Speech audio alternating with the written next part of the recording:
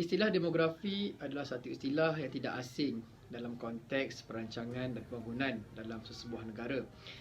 Para penyelidik dan ahli-ahli demografi menganggap bahawa demografi ini adalah sangat penting untuk merancang dan menggubal sesebuah polisi dan dasar bagi menentukan hala tuju sesebuah negara.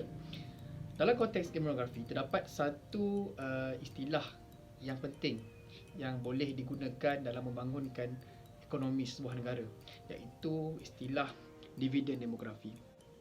Dividen demografi adalah satu kecepatan pertumbuhan ekonomi yang dapat dicapai apabila mempunyai nisbah kebergantungan yang rendah.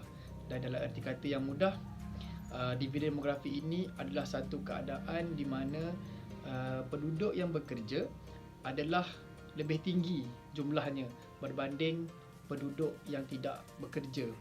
Dan penduduk yang bekerja ini haruslah bekerja secara produktif bagi mewujudkan satu suasana ekonomi yang rancak dan dapat menyuburkan aliran keuangan dan ekonomi dalam sesebuah negara.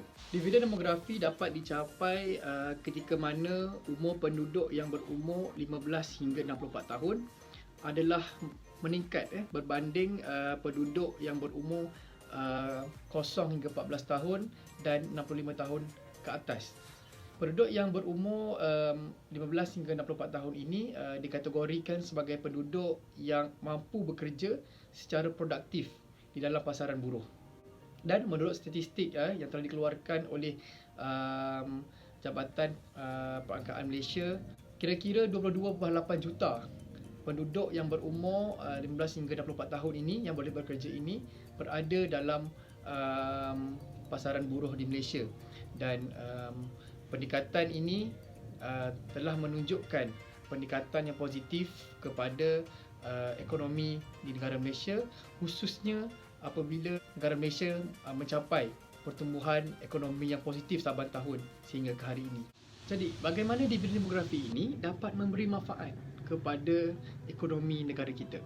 Kita lihat sebagai contohnya, golongan bekerja ini melakukan pelaburan dalam pelbagai sektor seperti sektor pendidikan, ekonomi, insurans, kesihatan dan sebagainya. Jadi di sini kita dapat lihat berlaku aliran keuangan dan aliran ekonomi yang positif.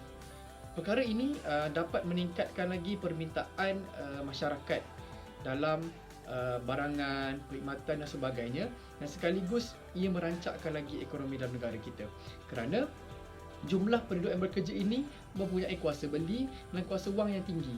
Jadi dengan peningkatan penduduk yang mampu bekerja ini, ia akan memberi kesan yang positif kepada ekonomi sesebuah negara.